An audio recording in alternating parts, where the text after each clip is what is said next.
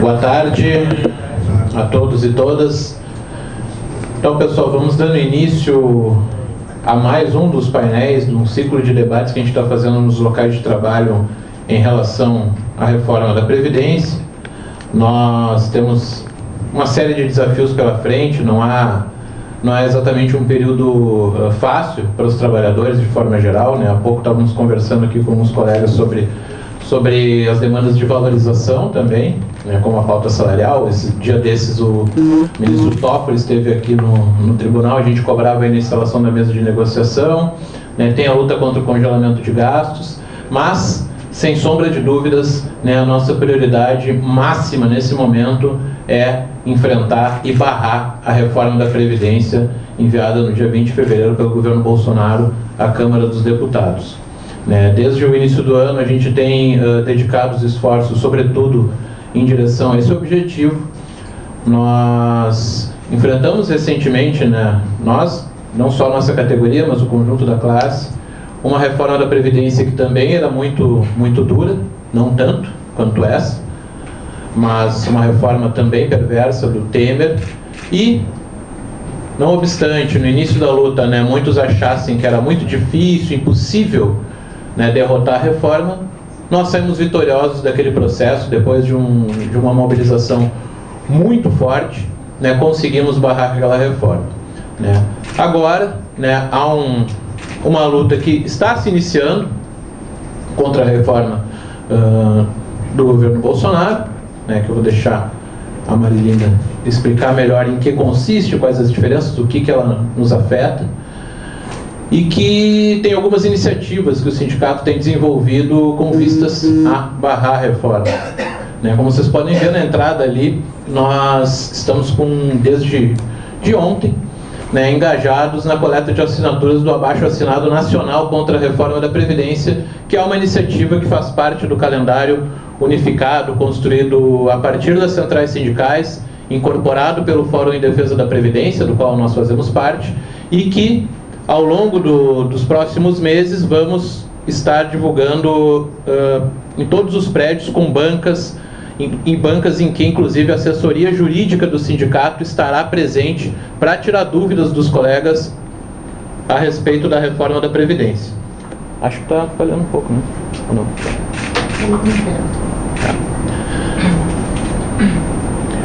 Além disso, em relação ao calendário de mobilização, a última data significativa, importante, que nós tivemos, depois de um 8 de março, que foi, mais uma vez,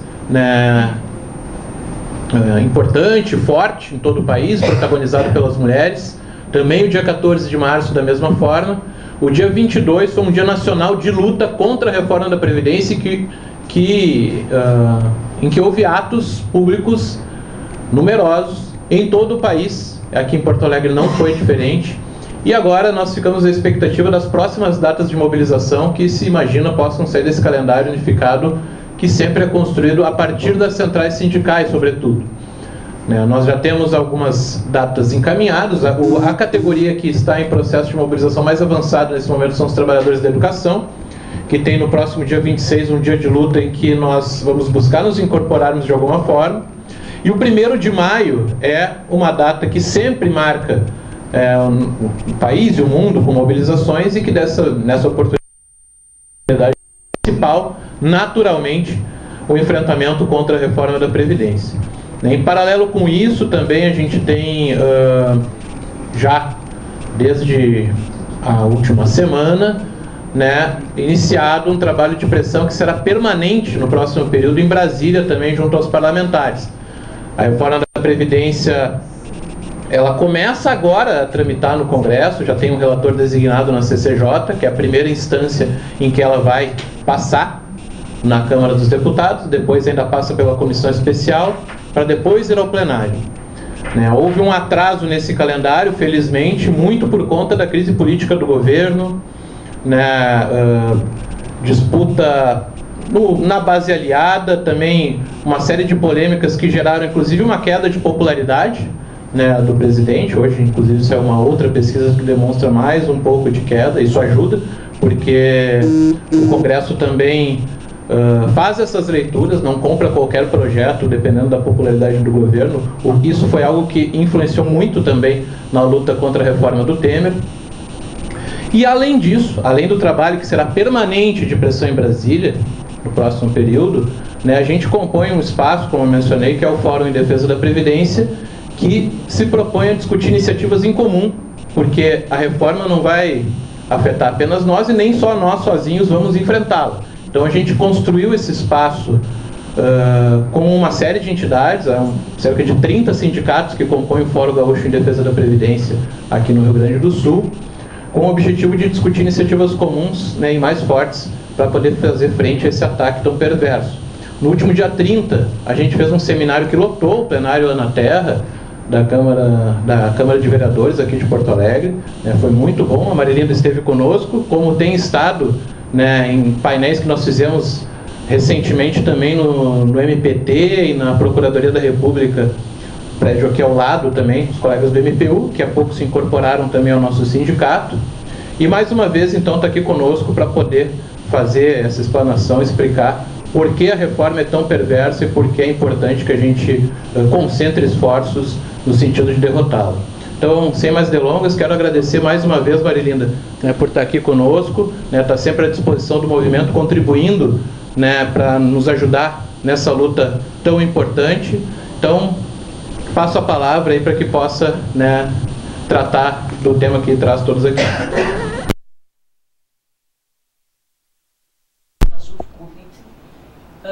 Eu, além de ser uma operadora do direito da Seguridade Social, sou uma militante e uma defensora acérrima do Estado Social do Direito. Se não conseguirmos alcançar um mundo melhor e mais igual, esse pelo menos nos assegura o mínimo dos mínimos em matéria de dignidade. E nessa forma, como cidadã e como militante de uma sociedade melhor, sempre sou muito grata aos convites que me fazem para me darem espaço de fala. E também vos quero saudar nesta tarde e dizer que mais uma vez estou convosco, porque a última vez que estive aqui foi para debatermos a reforma do Temer, que acabou por ser abortada a meio do caminho. Muito embora ela continue perambulando pelos corredores do Congresso. E quando a conjuntura fica um pouquinho mais complicada, o presidente do vosso Congresso, Rodrigo Maia, ele fica fazendo chantagem ao vosso presidente, dizendo que, bem, se complicar, ele retoma mesmo a reforma do Temer. O que, por vezes, eu sempre fico minimamente atenta a como é que ela está circulando lá pelo Congresso, porque ela não está morta, ela está circulando e ela está constituindo como um aspecto de jogo político entre o Congresso, entre o Legislativo e o Executivo. E nessa medida, como nós estamos vendo que está havendo muita dificuldade de levar a cabo uma política de articulação racional por parte do Executivo, muito atrapalhada, muito pouco organizada, muito emocionalizada, como vimos ontem o Paulo Guedes, com muito pouca cabeça e muita emoção, numa dessas, quem sabe, para satisfazer um pouquinho o mercado financeiro, que está ávido por ter alguma ampliação do seu espaço de investimento, não se faça uma articulação, já que a do Bolsonaro está com muita dificuldade, que se retoma do Temer. Então não podemos desconsiderar o Temer. Qual é a diferença entre a reforma do Temer, a principal, e a reforma do Bolsonaro? É que a reforma do Temer, ela não mexe na questão estrutural da Previdência. Ela não aponta para a tal nova Previdência que a do Bolsonaro traz em si. O que é a nova Previdência que é proposta com esta emenda? É migrarmos do regime solidário e de repartição para o regime de capitalização. A reforma do Temer não chegava a tal ponto. Esta aponta nesse sentido e vai, se passar, se nós não nos organizarmos, apontar para uma mudança absurda de regime, de estrutura da reforma brasileira, da Previdência brasileira, para uma Previdência de capitalização. Então, esse é um dos principais, ou se não o principal, aspecto de divergência entre uma reforma e outra. A reforma do Bolsonaro, ela vem, assim, naquele contexto que nós já estamos habituados, não só no Brasil, mas em outros países, que sempre que o Presidente assume, já vem sendo um mantra repetido, que ele, a primeira coisa que faz é dizer que tem que fazer a reforma da Previdência. Isso assim, desde que nós conseguimos algumas conquistas na Constituição de 1988, de lá para cá, essa é uma constante da nossa vida. E é como que uma revolução permanente. Nós temos que estar permanentemente atentos e em luta e organizados. Porque cada presidente, na medida em que quer, de uma forma explícita, ou muitas vezes não explícita, reduzir o déficit fiscal, começa a apontar no sentido de reduzir despesas, entre aspas, com políticas sociais. Então, como nós desde 1988 já sofremos algumas reformas por via de emenda constitucional e outras por via de lei ordinária ou até complementar, temos que ver, e sobretudo os servidores públicos, se de facto, e pensar juntos, conjuntamente, se uma reforma como esta se torna indispensável para que o país promova desenvolvimento e crie emprego. Nós tivemos a primeira grande reforma após a Constituição de 88, foi a emenda constitucional número 20, que não vos tocou, a vocês servidores públicos em particular. Ela apontou no sentido de introduzir reformas no regime geral de previdência. E aí, já a partir daí, os nossos aposentados do regime geral e os trabalhadores do regime geral já começaram a sofrer algumas perdas razoáveis, se não profundas, porque foi a partir daí que se vai instituir esse famigerado fator previdenciário que reduz as aposentadorias à miséria, a pó. Então, ali já tivemos uma grande perda. Ali também vão alterar a forma de cálculo do benefício do regime geral. Vão instituir outra forma de cálculo do regime geral, que vai ser os salários de contribuição a partir de 94 e não as 36 últimas contribuições como até então eram consideradas.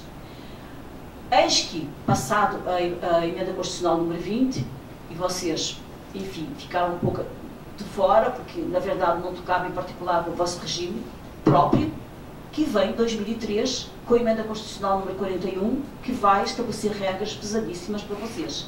Vai estabelecer então idades de 50, 55, 60 anos, mulher-homem, vai estabelecer 30, 35 de tempo de serviço, vai estabelecer, isso sim, definitivamente, que aquilo que nos assinaram quando vocês fizeram um concurso, que era paridade e integralidade, ela vai, a partir de então, a partir de 2003, ser só assegurada a todo o servidor que entrou antes de 2003.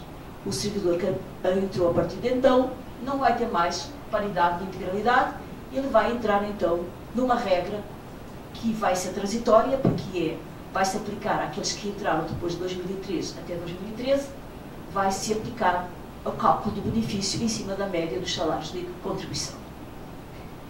E assim é. A partir de então, se estabeleceu que seria o seguinte regime, que o servidor que entrasse a partir de 2013, ele teria direito ao teto da Previdência e, se quisesse mais que o teto da Previdência, teria então que entrar no fundo, tal de fundo pré-subjute, que é uma crónica na vossa vida, porque vocês ora pensam que vão entrar, ora pensam que não vão entrar, enfim, é uma profunda angústia existencial da vossa categoria, porque vocês ficam meio perdidos. Será que entramos? Será que não entramos? Os que foram admitidos no serviço público a partir de 2013 não têm essa dúvida, porque eles ou optam por ter só o teto, ou eles entram no fundo de previdência que lhes é oferecido, ou podem fazer aplicações no mercado como eles entenderem por melhor.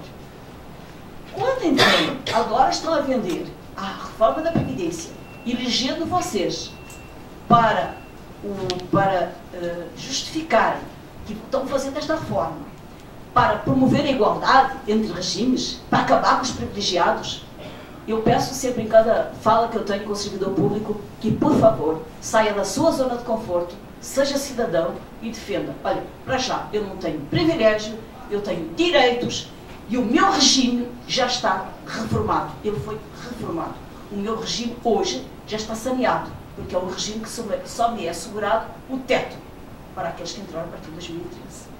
Quer dizer que em 2050 vocês não terão problema nenhum de déficit. As políticas, as reformas, elas não têm resultados imediatos nem de médio prazo. As reformas só têm resultados a longo prazo. Por isso eu disse assim, daqui a 10 anos eu terei poupado 1 trilhão, diz Paulo Guedes. E ele quer o regime de capitalização. O regime de capitalização que ele quer só vai ter resultados daqui a 30 anos. Portanto, vocês já estão na reforma, o vosso regime já foi reformado. Não há o que reformar para vocês, reformar o quê para vocês? Se vocês já estão no regime que só vos é assegurado o teto. E que além do teto, então, terão que entrar no regime de previdência complementar. É preciso, e o sindicato, eu acho que está atento e é bem atuante, que haja outdoor e que esclareça definitivamente a população de que não há privilegiados. Não há privilegiados na previdência dos servidores públicos. Tem pessoas que contribuem. Se você não contribui antes de 91, era porque tinha-se optado por um entendimento e uma concepção de previdência para o servidor público no Brasil, que não era uma previdência. Era uma previdência, sim, mas uma previdência administrativa. Vocês entravam na folha de salários e de compromissos do orçamento como uma rúbrica. Mas não era um regime de previdência de que tinham que pagar para ter direito ao benefício. Não, isso não vigorava no Brasil. Então, quando eles veem que vocês apresentam um déficit incomensurável, tendo em conta o número de servidores que são aposentados e se beneficiam do regime próprio, eles já estão falseando a realidade. Vocês não contribuíam antes de 93, que foi quando foi estabelecido a contribuição. Como é que um regime que não tinha contribuição destinada pode ser superavitário e não vai apresentar déficit? Então, é preciso dizer, nós temos características distintas. E poderíamos até encampar uma luta, os servidores públicos brasileiros, dizer, nós não queremos essa concepção de previdência para nós. Nós queremos uma concepção de uma previdência, entre aspas, administrativa, em que nós entramos na folha de encargos da União, que é o vosso caso, ponto. E assegura o pagamento dos proventos e das aposentadorias. Por quê? Porque a função do servidor público é uma função eminentemente social, para fazer funcionar a máquina estatal, para que ela cumpra as obrigações que tem para com os cidadãos previstas constitucionalmente, que é, no vosso caso, a administração e a promoção da justiça. Isso é uma obrigação de Estado. Uma obrigação de Estado pode ser paga com o regime de previdência, os encargos com os seus servidores de previdência, pode ser pago como eles o concebem, ou pode ser pago em outras concepções. Outros países há que não têm essa questão de ter que pagar para ter direito ao benefício. Está implícito. Fiz concurso, as regras pelas quais eu entrei me asseguram a integralidade ou uma fórmula de pagamento futuro da minha aposentadoria, e aquilo é encargo puro do orçamento. Ponto. Então, quando eles vêm discutir connosco que se não faz a reforma, o país vai para a causa, a economia não funciona, não, há outros caminhos para resolver e para pensar a previdência, sobretudo os servidores públicos, nós temos outros caminhos. Sentem connosco e a gente discute com eles. Bem, mas eles então elegeram o servidor público para promover essa igualdade. E começam a propalar, olha só, se aposentam, sobretudo com as carreiras da magistratura, as carreiras jurídicas, as carreiras de Estado, começam a dizer, ganham mundos e fundos. Olha só, bem, nós não nos podemos furtar, como somos cidadãos e somos conscientes e lúcidos, não nos podemos furtar da discussão. O que está errado neste país é a política salarial. O salário mínimo não podia ser aquela miséria. Porque se o salário mínimo fosse um verdadeiro salário mínimo, como é previsto, se cumprisse tudo o que está previsto que deve assegurar o salário mínimo, a diferença entre o menor salário e o maior salário não seria esse abismo. O que está errado é a política salarial, não é o regime previdenciário. Porque o regime previdenciário, vocês têm contribuído ao longo dos anos já aqui, e eles estabeleceram a partir de então, que é um regime contributivo, vocês que estão aqui desta sala, vocês contribuem todos os meses para o regime de previdência. Vocês com 11%, e os servidores públicos estaduais com 14%. E é aqui nesta questão da alíquota que a reforma vai pegar vocês. Porque a alíquota que está estabelecida na emenda constitucional número 6 para vocês é 14%. E para os estaduais pode chegar até 22,5%. Alguns de vocês já estão achando que, tendo em conta o desconto para imposto de renda, mais o aumento da alíquota, que talvez seja interessante, retoma de novo a vossa angústia vou entrar no fundo preço ou não vou entrar?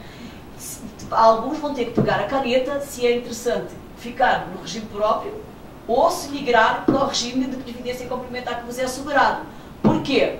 Porque como a contribuição ao regime de previdência complementar é isento de imposto de renda, e porque vocês, então, ficariam contribuindo só sobre 5.890, então alguns estão fazendo conta e dizem assim, então, se eu não vou contribuir para a Previdência só em cima do teto, se aquilo que eu contribuir para o regime de complementação é isento de imposto, então talvez seja mais interessante eu sair. Tem alguns até magistrados que estão fazendo alguma conta que me consultaram no seguinte sentido.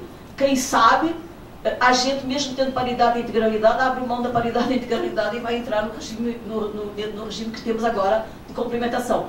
São dúvidas que se colocam por conta da alíquota.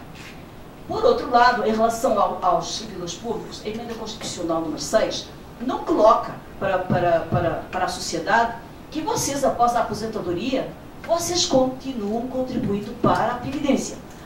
Vocês até o teto estão isentos, mas acima do teto, tanto as vossas pensionistas quanto vocês, quando se aposentam, continuam contribuindo com a alíquota estabelecida 11% acima do que supera o teto do regime geral. Aqui também a emenda constitucional, ela se oferece perigos para vocês. Esta questão do teto e depois aqueles que ganham acima do teto, como ficará a questão, por exemplo, daqueles que migrarem para o fundo. Porque é o seguinte, esta reforma traz, além da mudança estrutural de concepção de regime previdenciário, traz uma outra concepção embutida. Traz um outro perigo enorme embutido, porque ela aponta no sentido de desconstitucionalizar a matéria previdenciária. Tudo que está previsto para a Previdência vai sair do corpo, se eles vencerem, vai sair do corpo da Constituição. Saindo do corpo da Constituição e não atacando frontalmente e de uma forma plena o artigo 40, que é o que rege vocês, mas atacando o artigo da Seguridade 195 e todos os seguintes, por que é que isso afeta vocês? Porque a vossa Previdência está muito vinculada, em alguns casos, ao teto, até para efeitos de contribuição. Se a garantia do teto previdenciário cair e os demais direitos previdenciários caírem, eles, por lei complementar, fazem o que querem. Se o teto hoje é 5.890, você pode adormecer com ele e acordar com 3.000 reais de teto. E aí a vossa Previdência toda vai ser afetada. Não só aqueles que estão aposentados, porque passam a pagar mais alíquota, porque deixa de ser 5.890 para passar a ser 3.000, vai aumentar a alíquota, e por outro lado, aqueles que são do regime misto também vão ficar altamente prejudicados. Isso é possível e é uma tentação enorme para eles, porque nessa questão do regime da capitalização, o que é que interessa para eles?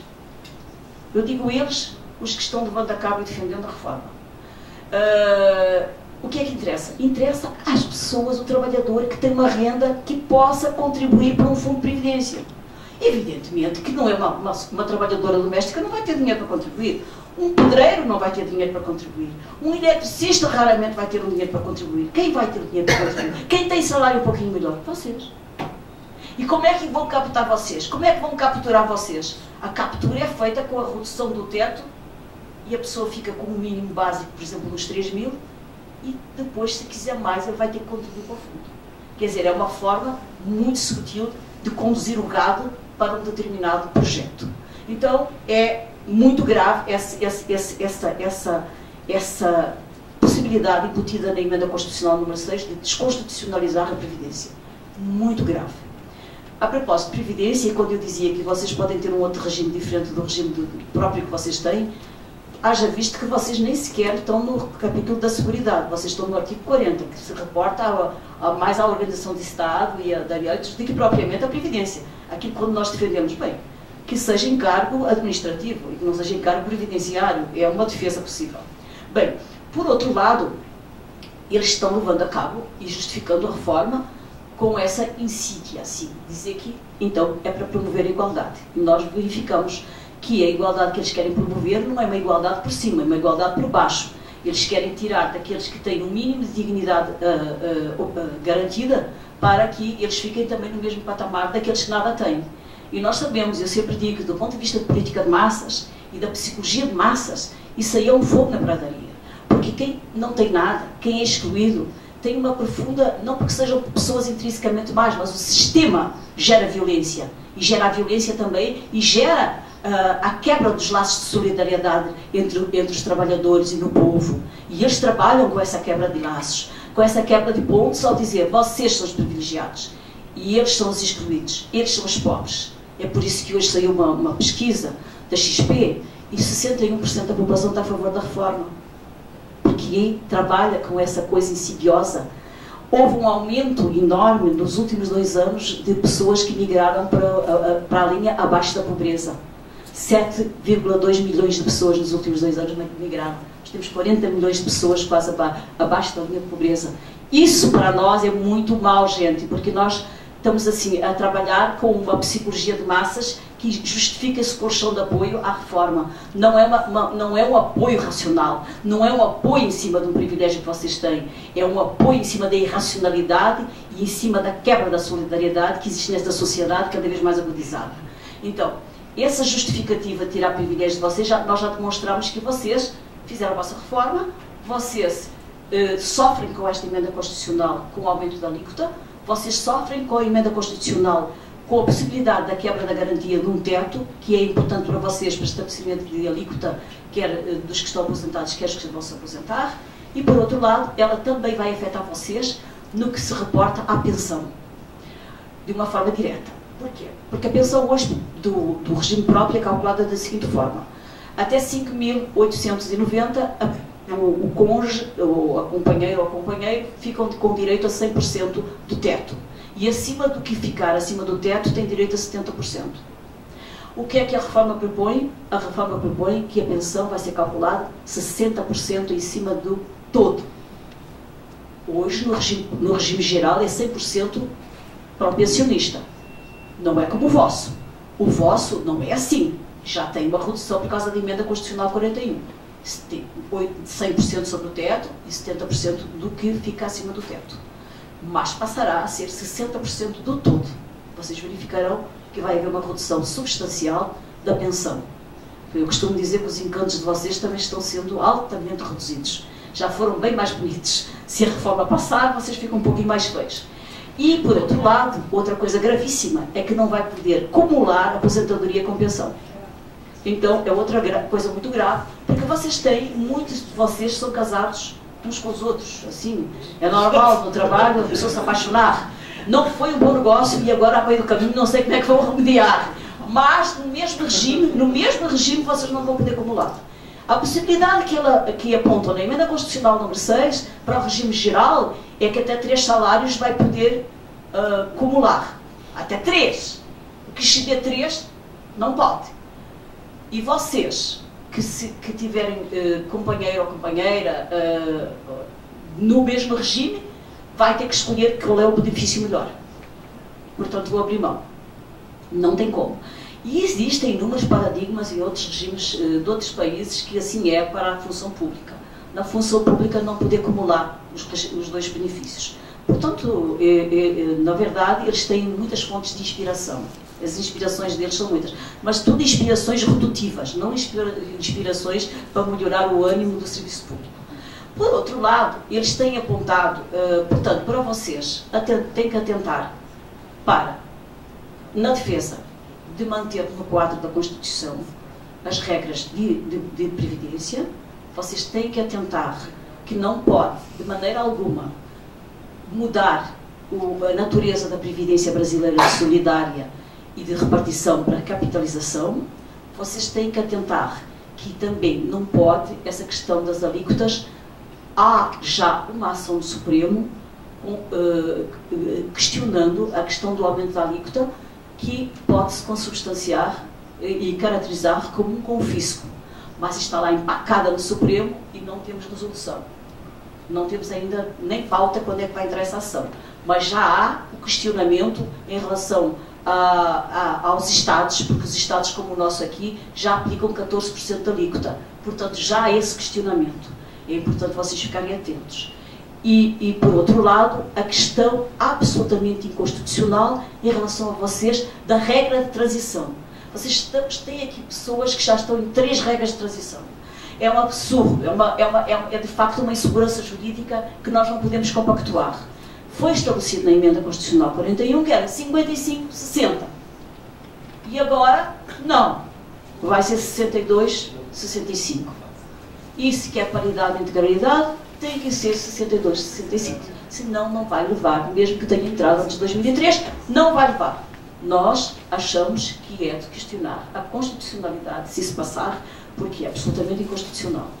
Por outro lado, também tem-se apontado de, além deste aspecto, arguirmos outras inconstitucionalidades, na medida em que alguns direitos que têm a ver com garantias individuais não podem ser objeto, sob cláusulas pétreas, serem objeto de mais uma emenda constitucional. Portanto, matéria para questionar temos. Agora, estou aqui no DRF4, podemos confiar nesse judiciário? Evidentemente que não, porque as últimas decisões do judiciário em matéria previdenciária do Supremo nos deixam de boca aberta. O que é que o Fux disse? O direito é justo, até poderia conceder, mas está-se fazendo uma reforma previdenciária. Não, ele é o fiscal do Ministro da Fazenda. Eles são os fiscais do Ministro da Fazenda. Se não há rubrica própria, não há financiamento, eles não vão dar benefício. Se agora o Paulo Guedes ontem disse, depois daquele xingamento que ele sofreu, que finalmente ele levou um susto e ele sabe que para fazer reforma previdenciária tem que se levar um estudo económico, uma demonstração económica e atuarial de que aquilo que eles estão propondo vai ter um resultado. E ele não levou, ele não apresentou, não tem nada. Agora ele diz que vai apresentar. Se aquilo é devido apresentar, o Supremo vai dizer, está aqui demonstrado muito bem pelo Ministério da Fazenda, que nós não podemos dar o direito, porque senão vamos pôr em causa todo o regime geral, uma sociedade, um coletivo. Então, gente, há uma lógica em interpoderes. O poder tem uma lógica só. O poder, de momento que ocupa os palácios, é um poder comprometidíssimo com o capital financeiro nacional e internacional. Esse é o Senhor Deus. E, portanto, não podemos ter ilusão. Claro que isso não se configura na pessoa A, B, C, D. É a lógica do poder. É essa lógica que hoje vigora. E é isso que nós temos que nos ater. Para eles justificarem essa lógica, eles partiram, então, para uma política de terror. Ainda não puseram o bloco deles completamente na rua publicitária. E nos disseram o seguinte, se não fizermos a reforma, do ponto de vista económico, o Paulo Guedes disse em alto e bom som, vocês não vão receber os vossos salários. Vocês, servidores, não vão receber os vossos salários. Porque não há dinheiro. O que é isto? Terror. Porquê que é terror? Porque os vossos salários já estão assegurados no orçamento de 18. Há dinheiro, já está previsto.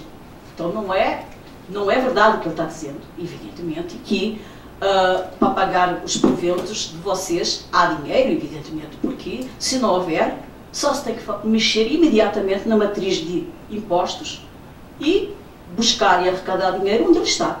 Porque senão os bancos deste país não apresentavam os lucros escandalosos que apresentam. Portanto, nós temos fontes de dinheiro. Inclusive, como a Fatorial diz na auditoria da dívida pública, nós passamos a não só a assegurar o lucro deles, como ainda a aumentar o lucro deles, remunerando a sua sobra de caixa, comprando com títulos do Tesouro mais e mais, mais e mais. Se nós compramos títulos do Tesouro das sobras de caixa dos bancos, podemos então, temos banha suficiente para pagar as nossas obrigações e os nossos encargos com a nossa folha de salários. Outra coisa que eles nos dizem, é preciso urgente fazer a reforma, porque veja bem, as pessoas estão a viver muito, ninguém tem em conta, estão ficando com 80, 90 anos vivos por aí e nós a pagar essas aposentadorias, isso vai estourar lá na frente. Gente, nós sabemos muito bem que essa questão da demografia já vem sendo tratada no Brasil há anos. Porque quando nós estabelecemos, lá em 2015, com a 13.135, que tinha que se observar a fórmula 85-95, que agora está 86-96, o que é isso senão um gatilho que já imputa em si a necessidade de nós contemplar esse aspecto bom, é bom viver mais. Isso é muito bom, Daí a pouco a pessoa, coitada, já está amargurada. Ai meu Deus, por que é que eu estou vivendo tanto? Porque isto está causando um problema para a sociedade e para os outros. Ai, porque eu estou aqui a estrovar. Quantos velhinhos assim, sobretudo no meu país, que é um fado só, né? E que eu já estou aqui a estrovar, olha, coitado, era melhor ir-me embora e tal.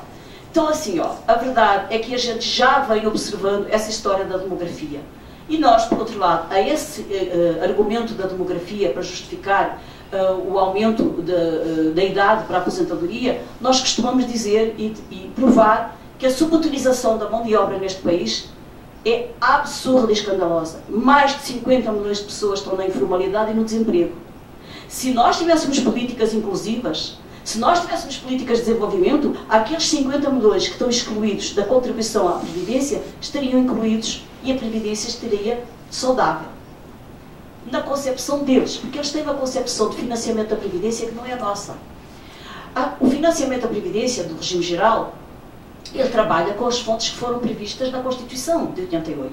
A Constituição de 88, ela aponta no sentido de que a contribuição tem que ser do trabalhador, do empresário, sobre os lucros, sobre jogos, com fins, tem uma série de rúbricas, PIS-PASEP, tem uma série de fontes.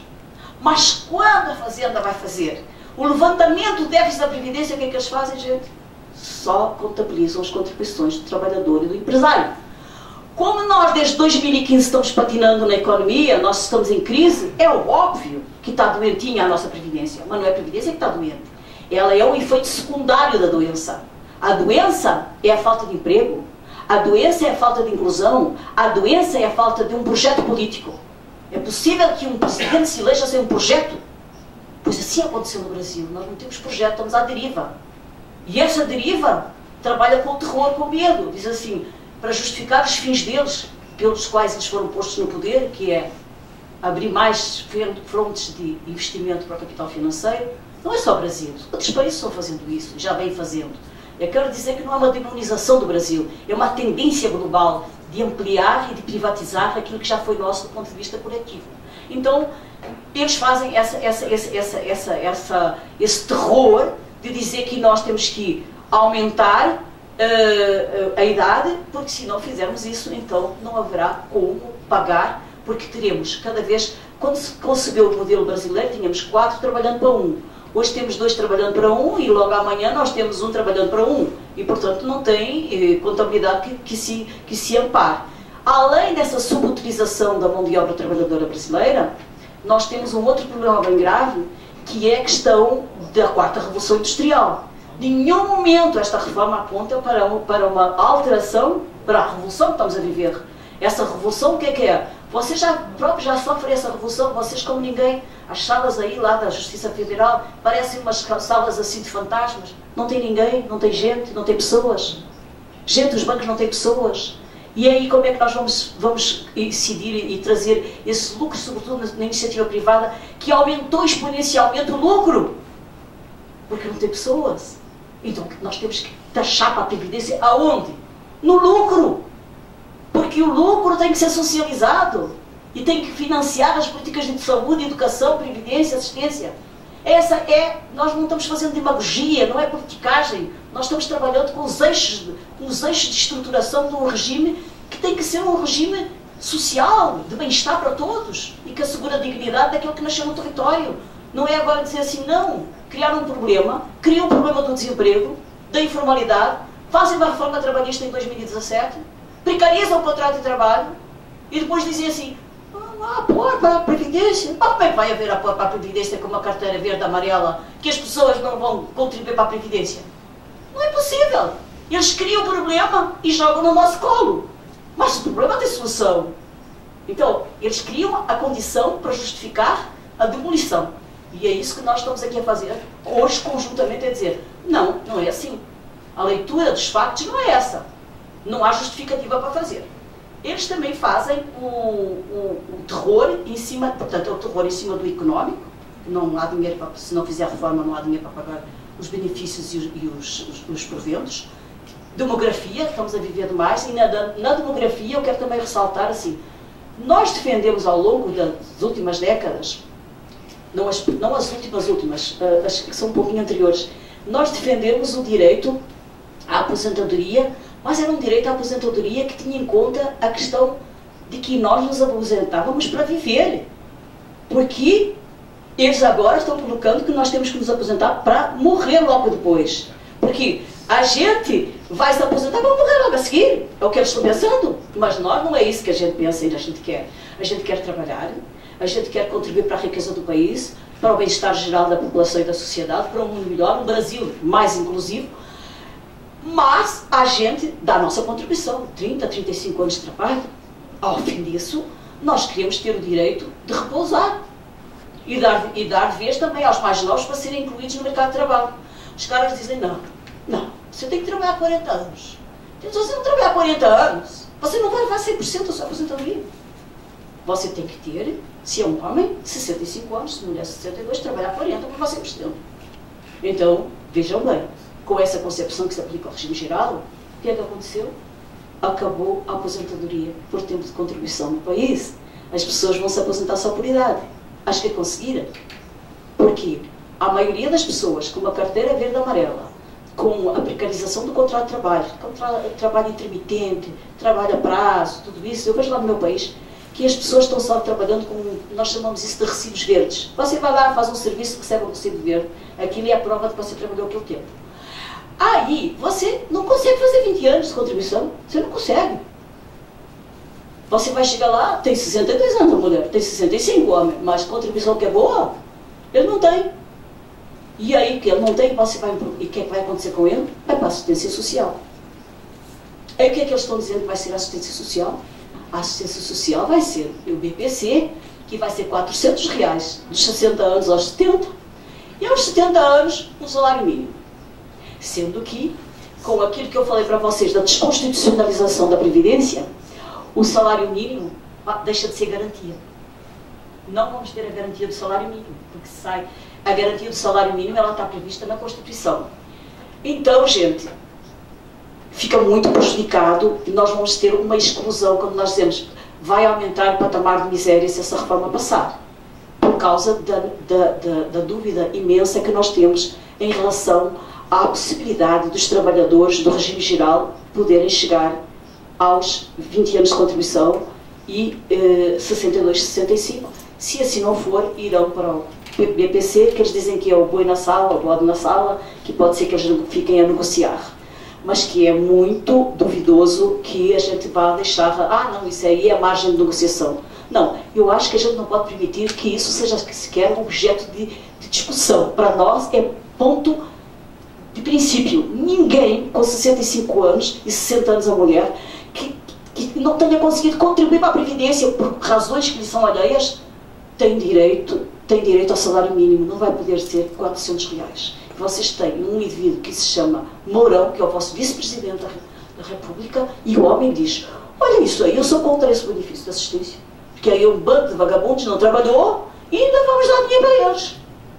É uma política e uma concepção de política de caserna, não é uma concepção de política de cidadania, porque evidentemente que ninguém é vagabundo e ninguém deixa de trabalhar se tem possibilidade de trabalhar. As pessoas não trabalham porque não há emprego. O Cristiano e eu, outro dia, num programa de televisão, e dois liberais na nossa frente, disseram assim, não trabalham porque não estudam, porque se estudarem vão ter emprego. Aí a gente ficou de boca aberta, olhando para aquilo, né? E dizendo, pô, mas como é que as pessoas lá da Cruzeiro, como é que as pessoas lá da Tamanca, de qualquer vila, os colégios deles, municipais, estaduais, não tem professor de física, não tem professor de matemática. E não tendo professor de física e matemática na quarta revolução industrial, que emprego eles vão ter? Não tem como. E nos respondem assim, estão desempregados, porque o Mourão é porque não querem trabalhar, e os liberais dizem que é porque não estudaram. Nós não podemos entrar nisso. E nós, aqui, que não somos do regime geral, mas somos do regime próprio, temos que ter em conta que uma sociedade de miseráveis é um mundo muito pior para todos nós. Mesmo que a gente na nossa ilha tenha algum dinheiro para comer e para estar bem. Porque nós vemos como isso se reflete na segurança pública, que é um mantra para eles, e como isso se reflete, inclusive, na nossa qualidade de vida. Nós não podemos ser felizes por muito dinheiro que tenhamos para o nosso psicanalista, quando nós vemos as crianças abandonadas na rua, pedindo, e os miseráveis cada vez mais se amontoando nas ruas e dormindo debaixo de alpendre, que agora começam a ser cada vez menos com grades para que eles não tenham nem alpendre. E, portanto, isso vai desqualificar a nossa vida de um jeito incrível se nós não conseguirmos desenvolver em nós o laço da solidariedade. Pelo menos a elite local e a classe média local vai se defrontar com um cenário terrível. Vão dizer, eu vou para Lisboa, lá é ótimo, maravilhoso, vou para Miami. Bem, se quiserem continuar fugindo e não ficando no seu país, na sua raiz, no seu território, se quiserem continuar, ou se quiserem ser cidadãos de segunda, porque um povo como o vosso não existe muito. Vocês são do acolhimento, vocês são fantásticos. Eu sou portuguesa, eu nunca senti nenhuma discriminação aqui no Brasil. Sempre vocês, brasileiros, aceitam os estrangeiros, sobretudo branquinhos, europeus, porque talvez vindo da África ou vindo do Haiti não seja igual a circunstância, gostaria que fosse, mas lá na Europa existe neste momento uma onda de xenofobia sem tamanho, muito grande, discriminatória, de exclusão. Mesmo que você tenha dinheiro, você é sempre visto assim, não assim. Há uma grande diferença. Então fugir não resolve a questão da nossa felicidade. Nos Estados Unidos, até o Bolsonaro foi dizer que os brasileiros não deviam ir para lá, tinham que ficar aqui, que aquilo ali era até vergonha para ele, de irem para lá. Portanto, a fuga não é uma coisa boa. O meu tempo está se esgotando porque eu vou abrir para as manifestações de vocês, mas antes de encerrar eu quero dizer para vocês que também a garantia do salário mínimo vai afetar a pensão, porque pela emenda constitucional número 6 também a pensão pode ficar abaixo do mínimo. Portanto, se alguém morreu e ganhava salário mínimo, quando vai ser calculada a pensão pela emenda constitucional número 6, será 60% do mínimo. É outra garantia que nós não podemos deixar cair. Por outro lado, ainda assim, já fazendo um resumo muito breve, só pontuando, depois voltaremos a alguns outros aspectos se vocês quiserem, o auxílio-doença também vai ter problema. O auxílio-doença hoje, vocês sabem que é em cima das 12 últimas contribuições, depois que houve aquela alteração da MP 871, que já vinha lá de 2015 também, que mudou o período de base de cálculo para o benefício, é 100% a aposentadoria por invalidez. Pela emenda constitucional deixa de ser. Ela vai ser calculada com um percentual de 60% e depois 1% plano trabalhado. Então também a quebra dos 100% em caso de invalidez só se vai manter para invalidez decorrente de acidente de trabalho. Também é uma coisa que afeta muito a população, tem bastante gente no auxílio-doença. Então é importante nós também ficar atentos para isso. A aposentadoria especial sofre também um profundo diminuição, uma profunda diminuição, porque a aposentadoria especial vai se manter pelos próximos 5 anos, importante ali para o polo petroquímico, e depois ela vai acabar. E também para vocês não vai ser mais possível, nem para o regime geral, aquela conversão de alguns que trabalharam em regime especial, depois têm direito a um acréscimo de tempo, se é homem tem mais 2 anos, se é mulher mais 1 ano e 2 meses, então também esse acréscimo não, vai ser só o tempo real de trabalho e não mais tempo ficto. Não vai poder mais, isso vai afetar vocês, algumas categorias de servidores públicos, notadamente na saúde, educação, eles também não vão poder. E vão ficar também dentro da questão da idade. Por derradeiro, quero dizer que o princípio da igualdade, que, de certo modo, tenta legitimar a reforma de Bolsonaro e Paulo Guedes, foi devidamente ilustrada com a apresentação ao Congresso da reforma para os militares. Aí nós vemos até que ponto é verdade que a reforma, a PEC 6, é feita para promover a igualdade. Porque lá, em vez de igualdade, nós vemos ampliação de direitos e mais privilégios. Então, se é assim, se é para ficar assim, nós então poderíamos insistir que então tenha a ousadia, a coragem de enfrentar os seus guardiões, porque nem os seus guardiões ele conseguiu convencer. Não é a nós que ele vai convencer com esse terror. Muito obrigada.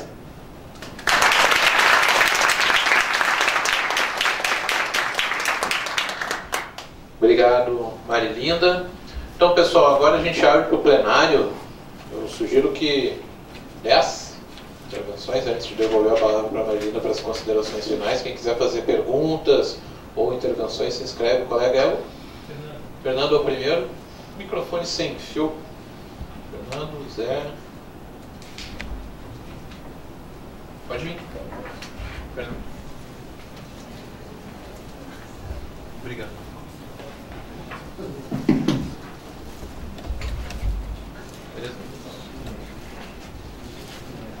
Obrigado pela palestra. Eu queria sair um pouco do nosso universo aqui e pensar nas futuras gerações, né? O ministro Guedes tem falado muito na coisa da condenação dos nossos filhos e netos. Esse é um tópico que tem batido bastante e tem um apelo emocional nisso. De fato, professora, se a senhora estivesse palestrando hoje, não para a nossa plateia, mas para a plateia na faixa etária de 18 a 25 anos, o que a senhora diria para eles a respeito do futuro emprego para eles? Como seria o mundo do trabalho para eles nessa realidade de emprego futuro? Qual seria a realidade que eles encontrariam? Casualmente ontem, não sei se a senhora viu no Correio do Povo, saiu uma tarde do Tacho, não sei se alguém viu aqui, que eram dois jovens adolescentes, um perguntando para o outro, dizendo uma coisa, e a reforma da Previdência, como é que nos afeta? Dois jovenzinhos, assim, né, nessa faixa etária de 18 a 25 anos, um com um boné virado para trás, dizendo assim, nos condenará, mais ou menos a resposta é essa, nos condenará ao desemprego e a uma velhice na pobreza. Então eu queria que a senhora fizesse considerações profundas e os porquês, né, se essa plateia fosse de 18 a 25 anos, o que a senhora diria nesses dois aspectos? Emprego, trajetória de vida e uma velhice aposentadoria, de que forma seria para eles? Obrigado. Obrigado, Fernando. Próximo Zé. Está aberto para quem quiser fazer uso da palavra. A gente vai pedir para se atentar ao tempo, porque tem muita gente em horário de trabalho também, para a gente poder dar andamento no painel. Boa tarde, gente. Saudar mais uma vez a presença da Marilinda. Na verdade, eu até preparei do que eu tenho visto de debate, uma discussão sobre... Primeiro falar da minha realidade, mas é porque eu não quero falar da minha realidade, não é isso, para mim não é o central. Acho que é fundamental para a gente se mobilizar, saber o quanto cada um de nós é afetado, né? E eu já sei, por exemplo, que se aprovar a reforma que está lá, ao invés dos meus 3 anos que faltam me aposentar, eu ficarei mais 11 aqui no tribunal, né? E além de tudo, como a Marilinda falou lá, que é outro problemão que vai me afetar talvez de cara, que é se aprovar o aumento da alíquota, realmente vai ser uma porrada também no meu caso pessoal. E aí talvez eles voltem vão esticar de novo aquela coisa da migração, porque daí eu acho que vai ser, se aprovar a alíquota, aí eu acho que a galera vai ter um momento que vai todo, porque talvez seja o grande momento da tal migração no interesse deles, na verdade, né? Mas eu queria justamente falar dos outros, porque eu acho que é fundamental. Se ficar só da gente, eu estou falando de servidores públicos, esse grupo mais antigo, nós já perdemos, né? Acho que é fundamental a gente entender, a Marilinda fez isso aqui, né, hoje, a gente tem feito esse debate, quem é atingido, de fato, no conjunto da sociedade, né, na população geral, e é isso que é importante.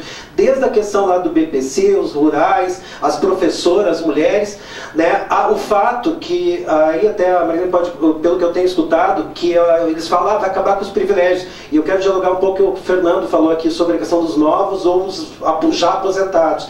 Mas antes de falar os privilégios, porque na verdade, o tal 1 trilhão e pouco que o Guedes fala que vai economizar, 80%, pelo que eu sei, sai do... 80 e poucos % sai do regime próprio do regime geral da Previdência. Não sai dos outros regimes. Quer dizer, onde estão as aposentadorias já mais baixas, de lá que vem a tal economia que o governo está falando, que está com essa reforma que ele diz que vai acabar com os privilégios. Nem falando dos militares, que nem estão nessa conta.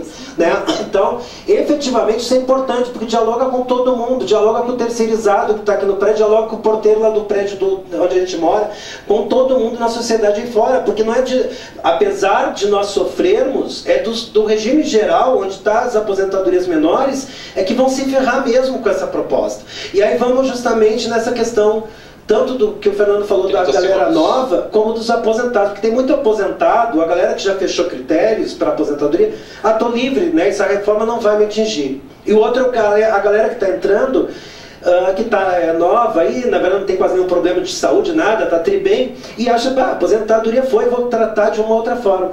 A proposta que está aí, objetivamente, no nosso entendimento, ela acaba com o que a gente conhece como Previdência. Então, o aposentado que está lá, o Temer já falou isso uma vez, que se aprovasse a proposta dele, depois ia ter que mexer com os aposentados, os que se salvaram, né? Os que estariam indo com uma situação melhor. Então, só para concluir, então, eles vão, se aprovar a reforma, A inviabilização do sistema vai focar depois em quem já está aposentado. E a galera nova, porque não vai ter mais nada. E se achar que vai economizar só na vida e vai ter uma história na frente, eu tenho visto a realidade ali na RH, pessoas que são novas, que por uma questão de um acidente ou de questões até de depressão por longos tempos, estão sendo aposentadas com proporcionalidade hoje, na situação atual, hoje, baixando a sua aposentadoria lá para baixo. Né? Então como é que vai ser para essas pessoas com o sistema inviabilizado? E por isso que é importante não só eu, mas a galera nova, quem já está aposentado, visualizar, porque vai bater em todo mundo, seja no imediato ou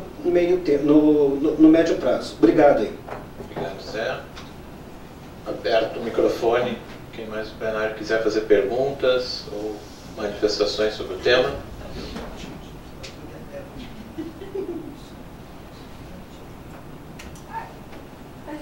Por favor. Colega é? Seu nome? É Ana. Meu nome é Ana, sou advogada, né? Mais ou menos ali na área previdenciária. Como é que vai ficar na área da advocacia com essa reforma? Vai ter algum nicho para ainda se advogar? Era só isso? Vou ter que aposentar também. Nessa área, né? Quem mais, pessoal?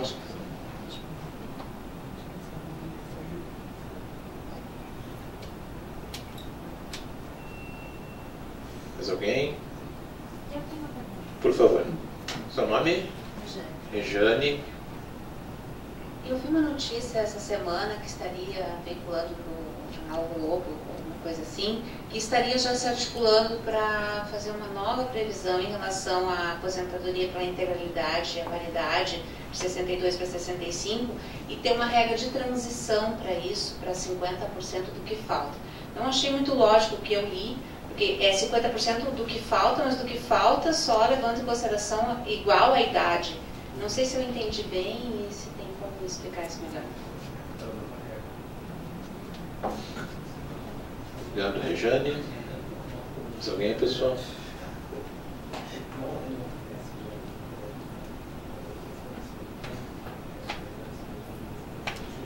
Bom, eu vou também escrever, vou botar no regressivo aqui para... Fala daqui mesmo.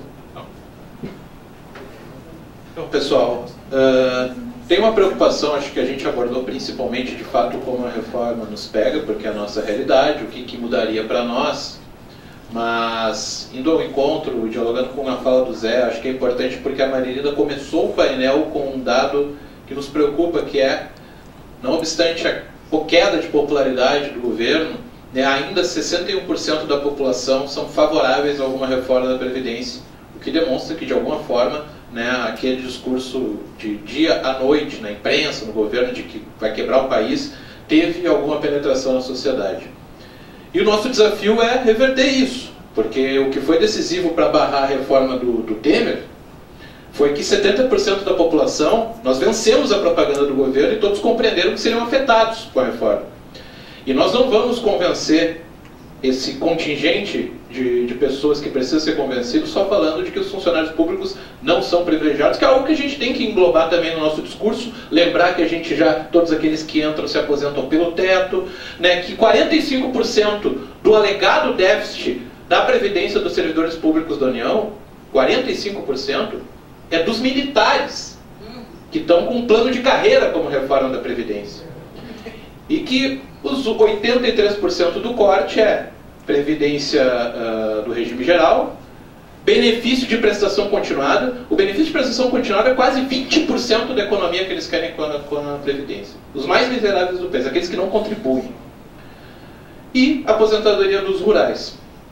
Quem aí fora, né, com o desemprego quase batendo em 13%, vai conseguir contribuir por 40 anos para conseguir um benefício de, no máximo, o teto da Previdência. É no máximo porque na capitalização tu nem sabe quanto é que tu vai ganhar. Se tu tiver muito para contribuir, que é muito diferente da realidade da maioria das pessoas, vai chegar no teto. Então, esse diálogo acho que é o centro do que nós temos que fazer.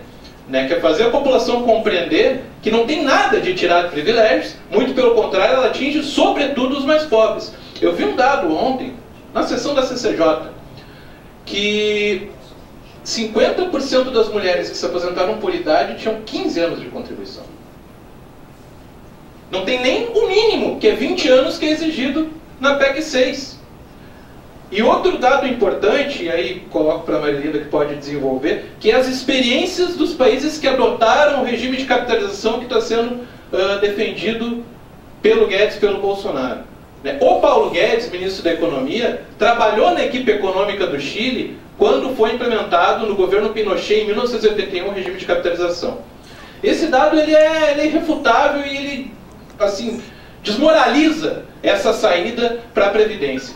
Porque isso é, e o meu tempo acabou para concluir, de fato a privatização da Previdência. 79% dos aposentados chilenos, 8 em 10, ganham menos do que um salário mínimo. E 44% estão abaixo da linha de pobreza. Então, como tu vai convencer a população que a Previdência é para garantir um futuro digno, porque senão vai quebrar? Quando países que aplicaram esse mesmo modelo estão com esse desastre social. O Chile hoje é líder do ranking de suicídios entre idosos na América Latina. Acho que todos, de alguma forma, já tiveram acesso a essa informação, mas queria que a Marilinda melhor tratasse das experiências de países que adotaram esse regime, como é que está a situação, né, nesses locais.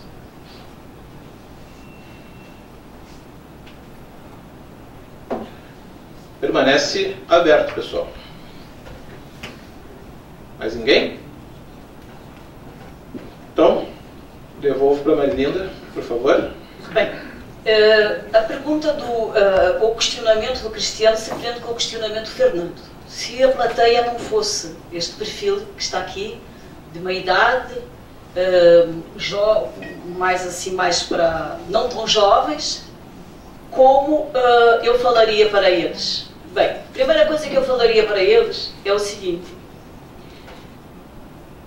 a campanha que está sendo feita, dizendo que se não houver esta reforma, a Previdência vai acabar, não vai garantir benefícios futuros, é meio caminho andado para dizer para essa juventude: olha, não acreditem nessa Previdência, porque ela está falida. Quando você quer vender um produto do seu banco, você não põe o seu gestor de conta a dizer: olha, cara, isto aqui está muito mal, fizemos umas aplicações erradas, vai haver crise. A gente acha, até alguns economistas que acham que a crise de 21, podemos ter crise em 21, a crise de 2008 não foi superada. Gente, olha, a coisa é muito problemática. Então, primeira coisa, uns jovens, aqui os jovens todos, já tenho dado palestras só para jovens, em universidade, ou nos EJAs mesmo, para uma juventude mais proletarizada. Como é que eu convenço aquela gente a entrar para a Previdência? Eu disse: mas para quê, professora, entrar para a Previdência? Mas isso aí é um papo furado. O que é que eu vou fazer? Estão dizendo que não tem dinheiro. Então, o governo, só ao dizer que a Previdência, se não fizer reforma, não tem como assegurar os benefícios futuros, ela já está induzindo a população jovem a não entrar para a Previdência. Portanto, o nosso índice de informalidade é muito grande e de não contribuição à Previdência é imenso. O jovem não tem como ser encaminhado porque ele não acredita naquilo, porque ele vê o avô dele a ganhar uma miséria. Porquê? Porque o reajuste dos benefícios acima do mínimo só mantém o poder aquisitivo.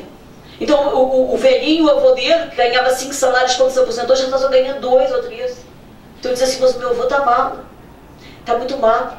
Ele vê o vizinho também, ganha mal, trabalhou a vida inteira, ganha um salário mínimo num BPC, então, ou uma aposentadoria por idade.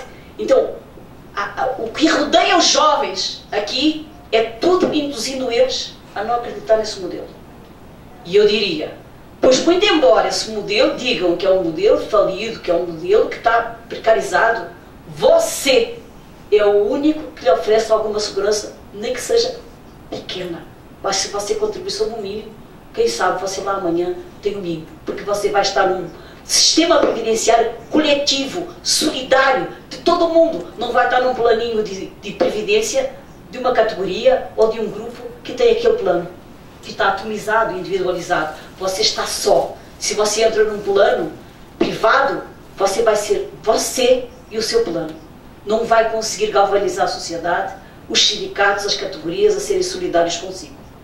Por outro lado, como muito bem o Cristiano referiu, tem que dizer para os jovens: pois então não precisamos de ir longe. Olhem o Chile, esses trabalhadores há 30 anos, foi-lhes dado essa hipótese que hoje dizem para vocês que é a salvação da Previdência e na qual vocês devem entrar, que foi a capitalização. Você não vai pagar para o Estado, você vai pagar para o seu fundo individual e você vai olhar o dinheiro que tem no seu fundo. É ótimo que você vai ser senhor do seu dinheiro. É esse discurso que nós temos que desmontar. Não, não vai ser coisa nenhuma senhor daquilo. Porquê daquele fundo? Porque, primeiro, ele vai ganhar mal e porcamente, como se diz em Portugal, portanto ele não vai ter nenhuma sobra para colocar no fundo. E aqui o Paulo Guedes está pensando o seguinte, que só vai pagar para o fundo o trabalhador, por 20 anos.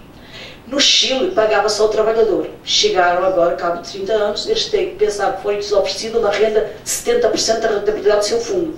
Estão tendo 30% que não chega nem a metade do salário mínimo. E isso fez com que, já no regime da Bachelet, que ela tivesse feito uma reforma da Previdência e que ela tenha colocado que, quando não atinge o salário mínimo, quem vai pagar é a sociedade. É o orçamento da nação que vai pagar aquilo. E aqui será o mesmo. Então, assim, para um jovem, o que eu posso dizer para o jovem, o que eu digo para os jovens é: contribua, nem que seja só sobre o salário mínimo, mas contribua para o regime geral da Previdência, porque esse pode garantir um mínimo dos mínimos, e eu não conheço um país que tenha ido à falência. Não conheço. Eu até hoje nunca vi nenhum país dizer: eu estou falido. Eles vão ao fundo monetário, fazem montes de acrobacias, países mais primitivos na sua economia, menos fortes, emitem moeda. Como dizia o Pancho Villa, não há dinheiro, se faça dinheiro. Acabou. Então, quer dizer, isso é o princípio básico, não tem da economia. Não há dinheiro, faz dinheiro. É o que nós fazemos em muitas democracias de impacto forte. Então, fraco ainda, que é fraca. Então, em relação às gerações futuras, nós temos que os cativar e temos que os trazer para a nossa luta. Só reforçando a Previdência Social há a possibilidade. O regime de capitalização foi adotado a partir de 1980 por 30 países, não só latino-americanos, por países também europeus, como por exemplo a Lituânia, a Estónia, países sobretudo que vieram daquelas economias da ex-União Soviética. Até agora, 18 desses países, desses 30, já fizeram reforma e estão voltando para o regime de repartição, porque não deu certo.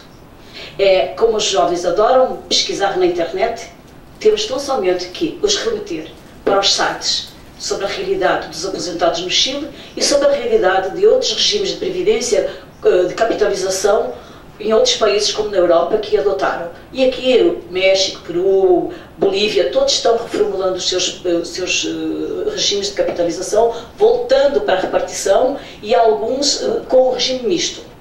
O Paulo Guedes diz que aqui ele vai talvez fazer um fundo mínimo, quer dizer, terá sempre direito, contribuirá para um público mínimo, mas isso não é certo, não está escrito em lado nenhum, nós não vimos. E por outro lado, essa previsão de que o empregador não paga é dizer que você vai ter muito pouco lá no seu fundo, não tendo dinheiro no fundo, não tem rentabilidade. Portanto, uma coisa que depende de nós. Depois, eu costumo sempre dizer em palestra, com todo o respeito aos brasileiros, a sociedade brasileira não é educada para poupar.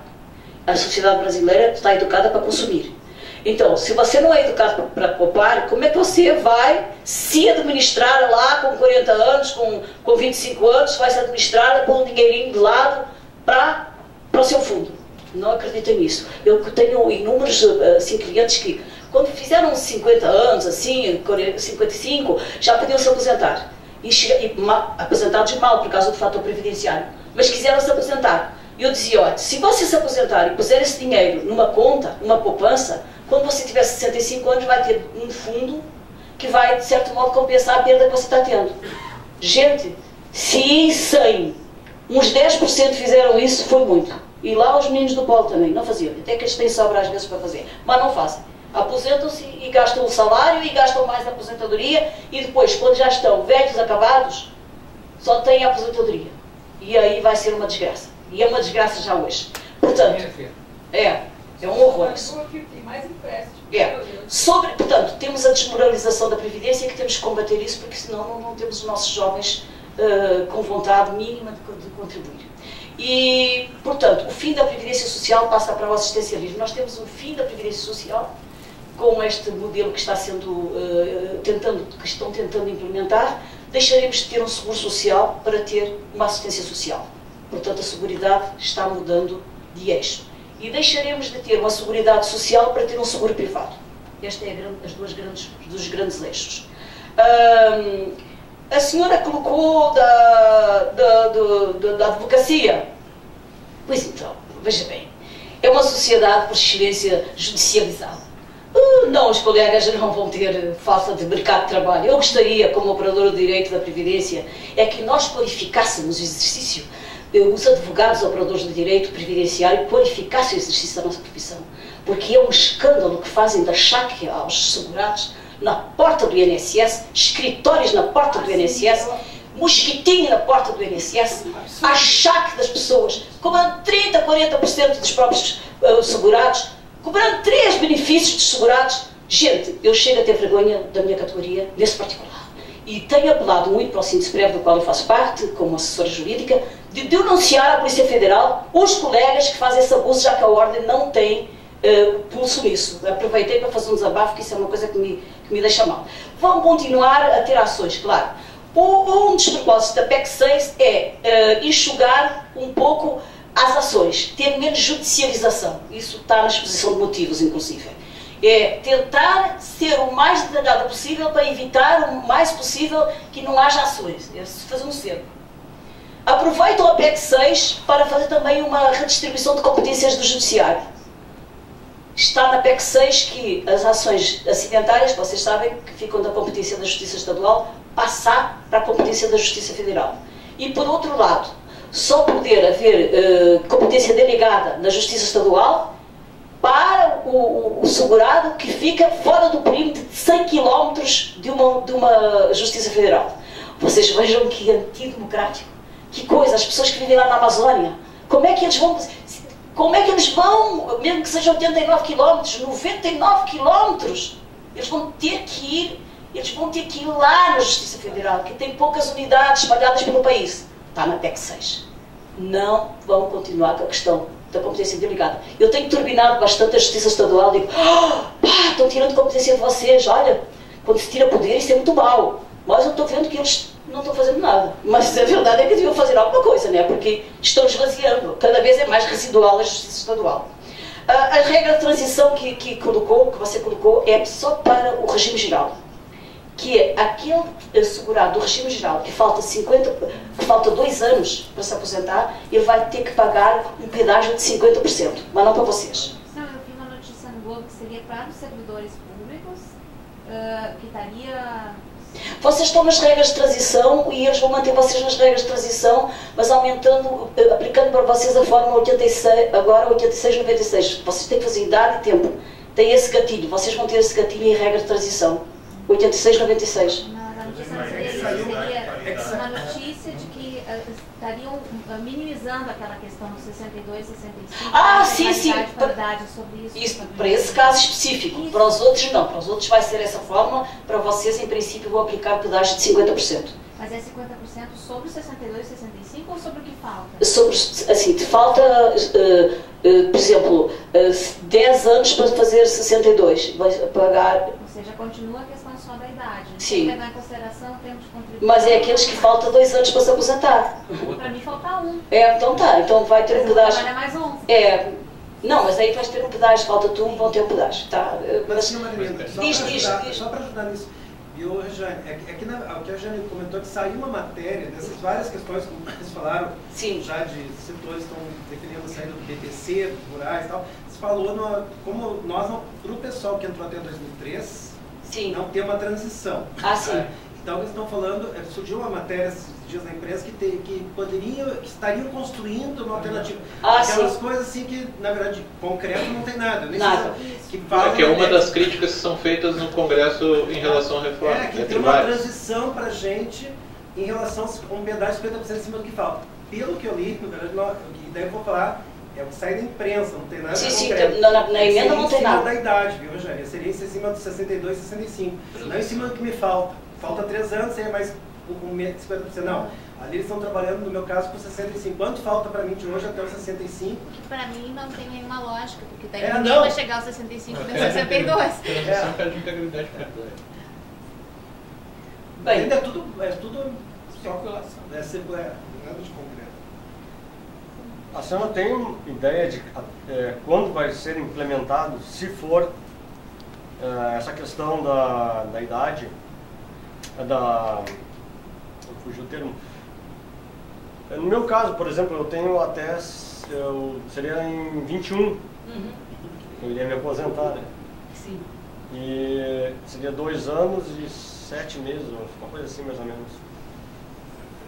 Essa é a pergunta, aonde eu entro, já que eu vou me encaixar? Não, mas assim, é o que eu disse ali a senhora, assim, está tudo muito vago, a emenda ela não tem estabelecido, ela pôs 62, 65, vai haver negociação ou não vamos aceitar mais, mas tudo o que eu disser aqui agora é tudo no hipotético. Não, no hipotético. Então, pode ser aplicado um pedágio em cima da idade que falta, um pedágio em cima do tempo de serviço que falta. Calcula de 65. Então, assim, tem que acompanhar as discussões, faremos outras conversas, outras falas, quando tivermos mais detalhado, ou, enfim, quem sabe nos encontraremos para festejar a derrota da emenda constitucional número 6. Isso seria o melhor. E com isso praticamente me despeço de vocês, assim, desta tarde aqui, e apontando que eu achei interessante que o Cristiano colocou essa questão de olharmos para os países que adotaram a capitalização, olharmos para o mundo e para a sociedade em que estamos inseridos, olharmos bem a miséria como está crescendo neste país e sermos firmes e sermos um corpo só. Não só como servidores públicos e do regime próprio, mas nos juntarmos ao regime geral da Previdência, que são os que mais vão perder. É os mais pobres que vão perder. E não esqueçamos que uma sociedade muito desigual como esta, não podemos ser felizes. Só seremos felizes numa sociedade mais igual. Estamos juntos e estamos na luta. Muito obrigada.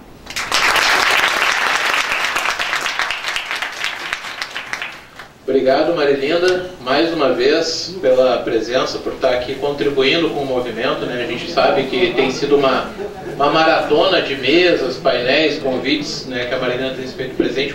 Todos os sindicatos, né, procuram para que ela possa ajudar e explicar no que consiste a reforma, mas sempre se mostra disponível para estar aqui presente nas atividades da nossa categoria.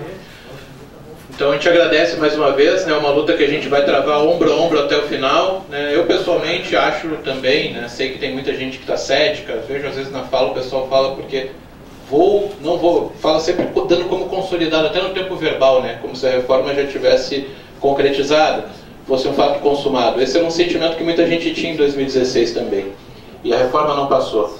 Então é uma luta que está recém no início.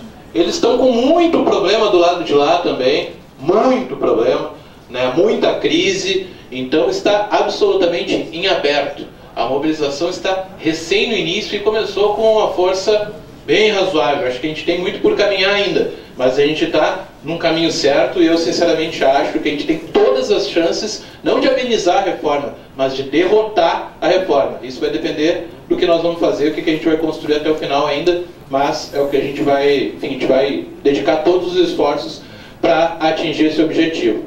Tá bem, pessoal? Então a gente agradece a presença de todos e todas e nos vemos aí nas próximas atividades contra